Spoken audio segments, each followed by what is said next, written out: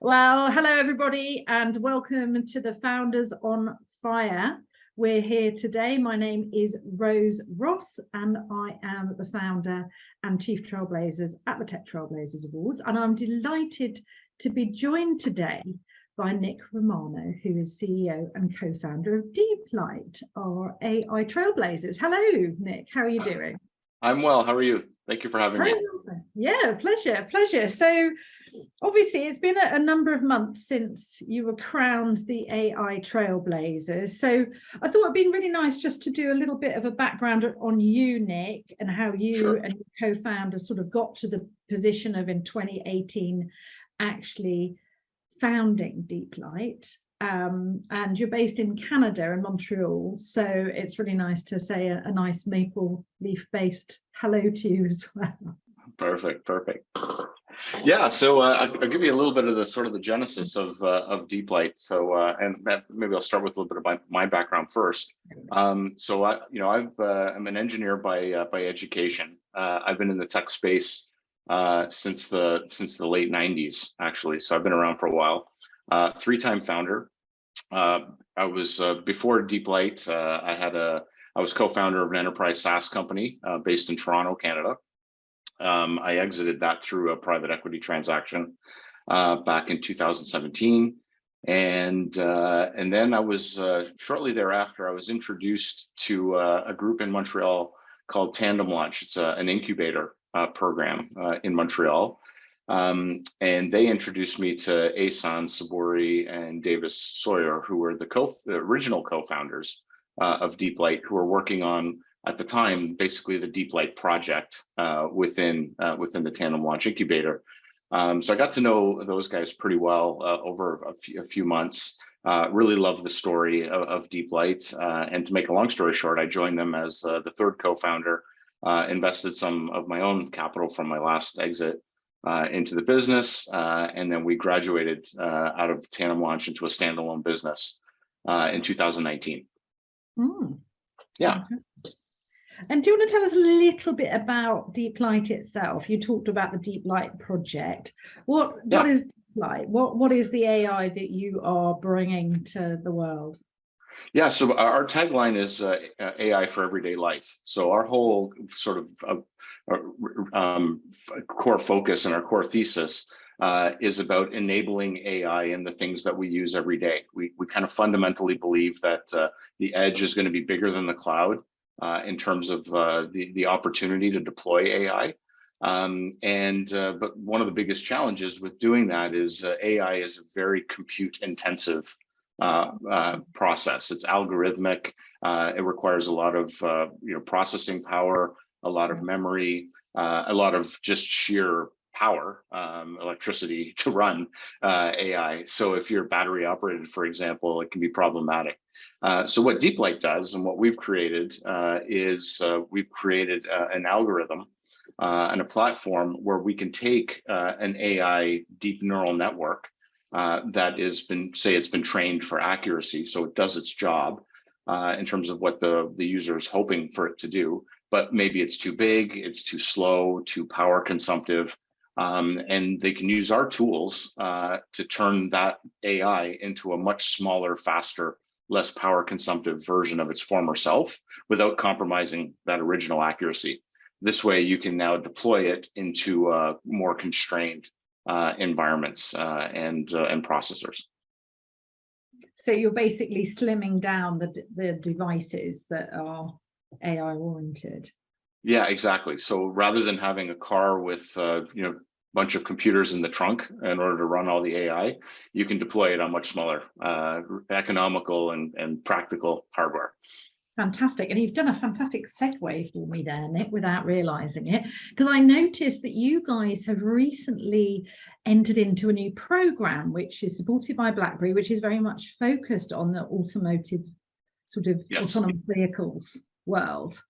Can you tell us a little bit about that? So that's kind of a program with, I believe, another 4 or 5 organizations, as I said, supported by Blackberry. Can you tell us a little bit about what's the name of the program, what's it about, and why is it important for you and your cohort? Yeah, it's actually a really awesome program put on by another great Canadian company, Blackberry. And some folks who are familiar with the Blackberry name don't necessarily realize that a big part of Blackberry today is an operating system called QNX. And this real-time operating system is deployed in literally over 200 million vehicles globally. So a lot of the things that, if you're driving your vehicle, your infotainment system and other controls within the vehicle, they're all running on this operating system. So most people don't even realize that there's BlackBerry in a lot of the vehicles that are out there. So BlackBerry's launched a new program, or a new opportunity in the automotive space called Blackberry Ivy. And what Ivy is it's leveraging the fact that that BlackBerry is in the vehicle and has access to all of this rich sensor data within the vehicle, whether it's climate, infotainment, drivetrain, all of this information. I mean, cars are basically giant computers these days. And essentially, what Ivy's all about is about getting access to all of that sensor data, making it available so that third parties can create what they call synthetic sensors, or what would, in sort of layman's terms, you could call them essentially apps, so that third parties can create apps based off of getting access to all of that wonderful data. So what we're doing as part of the program, it's a really good alignment to what Deeplite's solutions and how our solutions have evolved from an AI implementation perspective. So we've got our wonderful solution stack for making AI practical and accessible and making it easier to deploy. So what we're doing is we're embedding our tools and demonstrating how our tools can be a fundamental part of the Ivy platform, so that third parties who are building these synthetic sensors, if they're AI-based synthetic sensors, they can use our tools as part of that the journey to create those synthetic sensors. So it's pretty exciting collaboration with BlackBerry. It's put on by another organization in Ottawa called LSpark. They're the ones that are actually kind of host this program and brought BlackBerry to the table, and then selected Deeplite amongst only four. There's only four companies. Yeah, it was originally 6. Now they decided to make it even smaller just because of the focus that they wanted to put on the program. Fantastic. Yeah. And that is based in Montreal, or is it because it is in Canada, but I wasn't quite sure if it is in Montreal. Yeah, it is in Canada. The BlackBerry organization is spread between Ottawa, Waterloo, and Toronto. So it's primarily in Ontario. But Deeplite has an office in Toronto as well. That's actually where I'm based. So so it works pretty well. Yeah, but I mean, the corridor between Waterloo and Montreal, it's about a 6-hour drive from end to end. It's just not too far. Sounds like a great road trip, but not something you necessarily want to do on a daily basis. It's not commutable. No, definitely not. Fantastic. So you guys physically getting together then with the BlackBerry team, sort of with the the catalyst of LSpark to kind of help bring everything together, and are you starting to collaborate with your cohort organizations as well? Is there collaboration possible in that way too? Yeah, exactly. That's one of the cool things about this program is it's still a lot, given the various locations of individuals, it's still primarily virtual, but we definitely get together, I would say at least monthly. We're getting together either in Ottawa or in Toronto or what have you. And one of the other really cool benefits of the program is actually interacting with other cohort partners. So so we've got this AI system that we're putting in. Actually, I have a device in my hand here from one of the other cohort partners, Raven, who has this device that they can plug into the vehicle, and it's got an in-cabin camera, an outside-facing camera, and they can do some pretty cool things with their device on using some of that sensor data. So they're creating essentially an app version of that device I was just holding on the Ivy platform, and we're talking about using our AI tools to help enable some of the features within the Raven platform as well. And there's other cohort partners that we're starting to explore ways we can work together as well. So really, we're creating a little mini ecosystem here around this, which is great. Yeah. That's exactly what people need, isn't it? To have the innovation specialists pull those things together. But obviously, let's go beyond autonomous cars or vehicle technology, generally speaking, because obviously, really, you don't care, do you? Right. You know, no, we don't. If there's some AI, we can make it better, right? That's so what exactly other areas are you working in? I mean, I'm sure there are some other sort of hotbeds of requirements for these types of AI technology. So can you give us any sort of real world examples, or even stuff that, you know, is kind of a bit more in sort of the pilot and visionary stage at the moment? Yeah, we've worked on some pretty interesting projects, and I think that's one of the cool things about what we do, is just hearing, you know, use cases that we'd never even thought of, where people are saying, hey, we're trying to do XYZ with AI, can you help us? So, you know, in sort of you know, consumer electronics, for example, you know, we're working with a very large organization on a smart fridge, where, you know, we're using computer vision to detect what's going in and out of the fridge. And of course, you know, refrigerators don't have a tremendous amount of compute horsepower. So, you know, it's very, very constrained environment. They want to have that capability in the device itself, not in the cloud. So where, you know, you'd be sending sensitive data back and forth. So that's one example. In manufacturing, could they also get people to lock the fridge kind of after about 9 o'clock at night? That'd be quite good.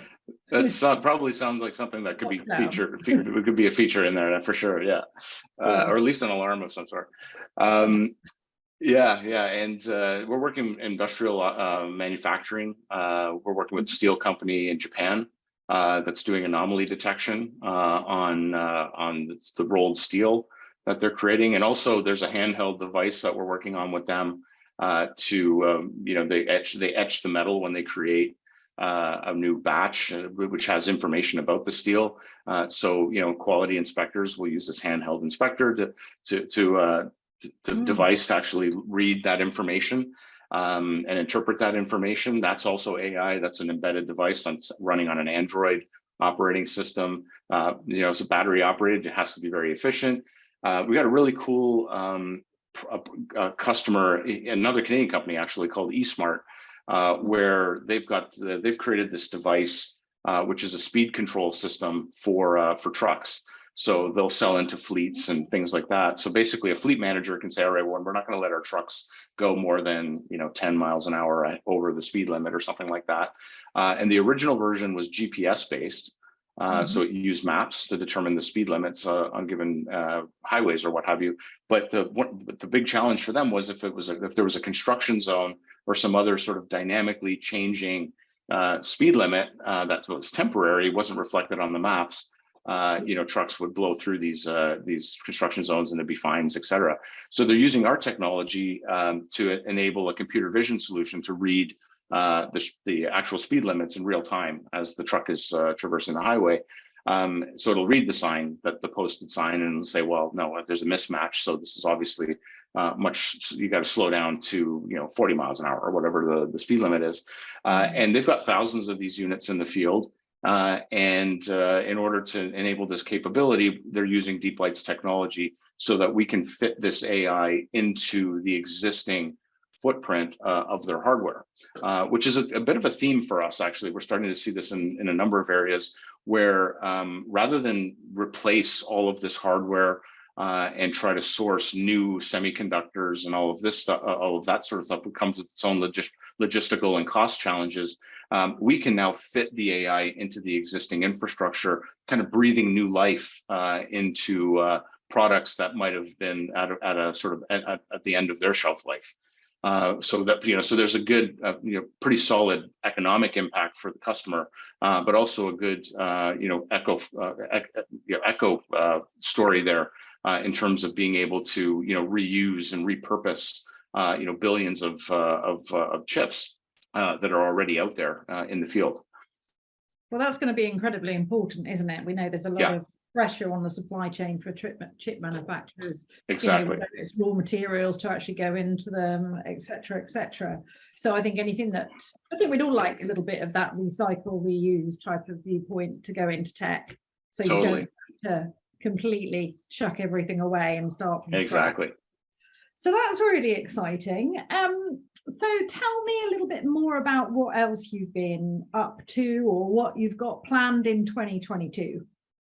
Yeah, so you know, where we've historically been kind of hardware agnostic in our optimization capabilities, we've launched a new runtime engine called Deeplite RT, which is actually a purpose-built inference engine, which actually runs the AI on the device.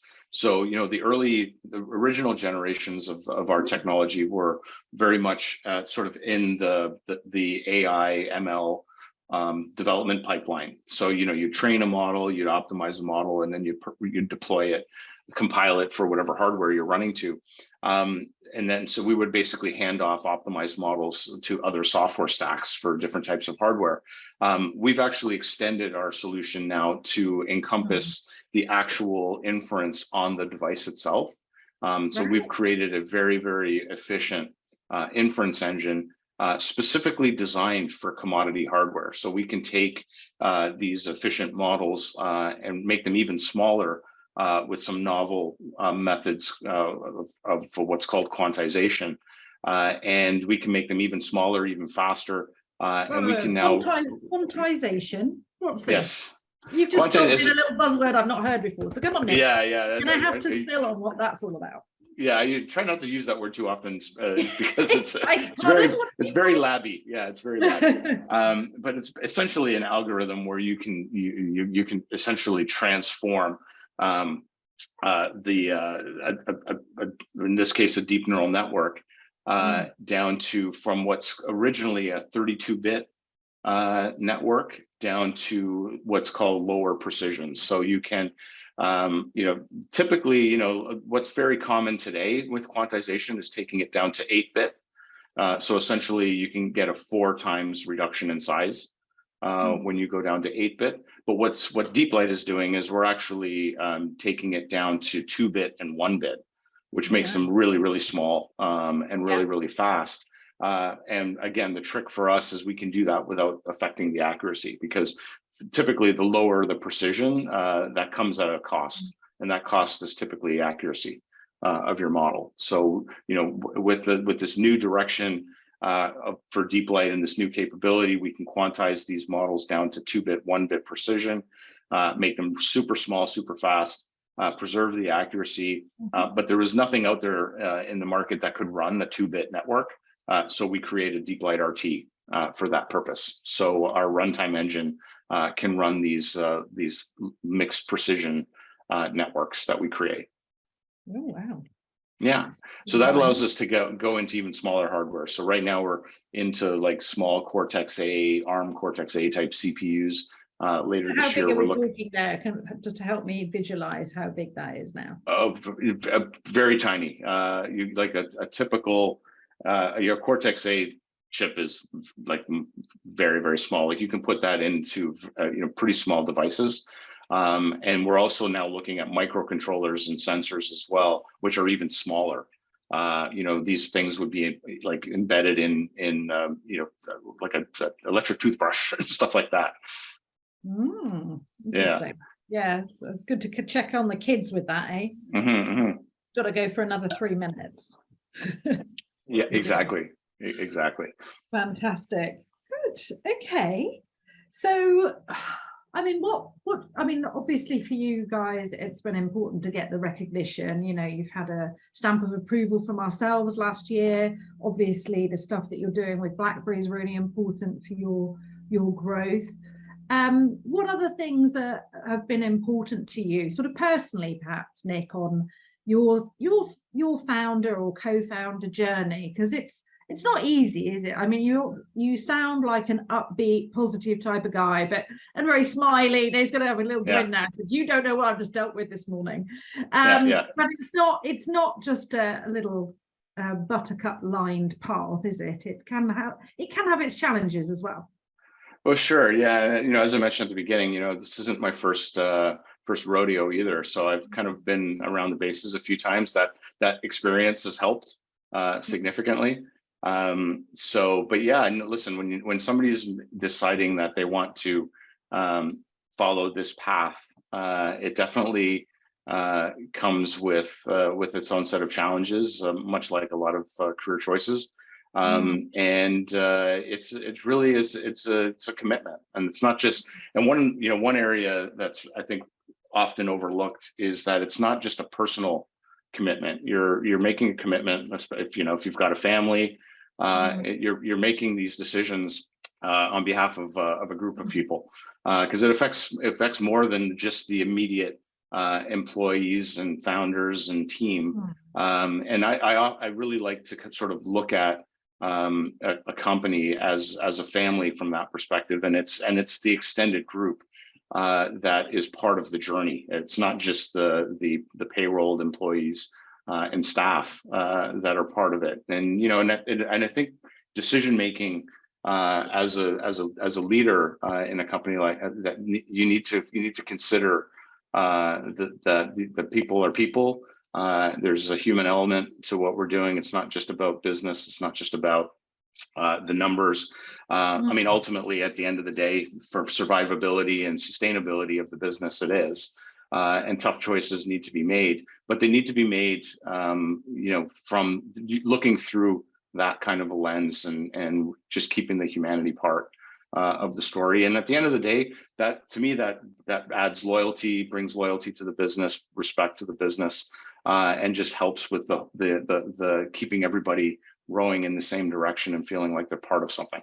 And that's the kind of the key for me. And how do you feel? I mean, it's an interesting thing, because I know obviously with your accent, people probably assume you're American a lot of the time. Which, that's true. Yes. Yeah. So when they talk to you, you go, "Oh yeah, you're from America." Well, kind of very North America. The Canadian ecosystem is I don't have an awful lot of exposure to that. Obviously, a lot more to the US, sort of VC driven, very fast paced, obviously on the West Coast. On the East Coast, a bit more sort of conservative and metrics oriented, et cetera, et cetera. How do you feel the Canadian tech startup ecosystem is doing? It's not in the shadow of your neighbors, because I think that's unfair because you're very different, but in relation to that, do you feel that you're making enough of a splash, so to speak, bearing in mind all the stuff that's going on there at the moment? Yeah, I actually a huge advocate for the Canadian tech ecosystem, and it's actually it's quite robust, and increasingly becoming very integrated from a North American perspective. Actually, more than 50% of our investor money has come from the US in Deeplite. And that corridor, actually, interestingly enough, that I was mentioning before, sort of the Waterloo, which is west of Toronto, through to Montreal, that kind of corridor there. It's an incredibly robust AI hub for North America. There's a lot of universities. There's a lot of AI skills and people with that background in the Canadian ecosystem. So we're starting to get that reputation as being kind of a center of excellence in North America for AI in particular. Not just limited to AI, but that's just one area that we get a lot of attention. What comes with that is, you've got a really robust startup community, but we also have some of the giants that from the US that have set up some pretty big operations in Montreal, Toronto, and those locations, Ottawa, and which makes the recruiting a bit of a challenge when you're a startup competing with some of the bigger software operations that are out there. But at the end of the day, it all adds to the ecosystem. And then even employees in these big shops who maybe come out of university, go get a job for a couple of years, they're the next generation of entrepreneurs that will, walk out of those doors and set up a new startup in Canada. So that's it all works in the end, I think. So exciting. It sounds like you guys are having quite a buzzing time there with all the stuff that you're up to. Anything else that you'd like to share, either from a personal experience or from Deeplite perspective, or even for what's happening in AI generally? Yeah, there's a lot of entrepreneurs out there right now that are experiencing an economic situation, challenging situation geopolitically, economically, where the venture community is sort of stepping back a little bit. It's not quite as easy to raise money as it was maybe even a year ago. So for those entrepreneurs who haven't seen those cycles or haven't experienced those cycles, I've been through the dot-com boom, the financial crisis. These things happen and they're cyclical, and you've just got to sort of figure out the best way to survive through some of these downturns and preserve cash and do the things that you need to do, because it will turn around. And so if anybody's listening that's very worried right now, I understand it's tough, but this is part of the journey that we deal with as entrepreneurs. Natural exactly. Business. This too shall pass. Exactly. Well, unfortunately, this interview shall also pass. We're just winding things up, but it's been fantastic, very insightful, Nick. So thank you so much. Yeah, this was a pleasure. Fantastic. Well, that was Nick Romano, who is the co-founder and the CEO for Deeplite. And he has been sharing with us some of our experiences here on the Founders on Fire podcast. So that's brought to you by myself, Rose Ross, and the Tech Trailblazers Awards itself. And you can find out more about us at techtrailblazers.com, on Twitter at techtrailblaze, and you can also find us on LinkedIn. Thanks very much, everyone.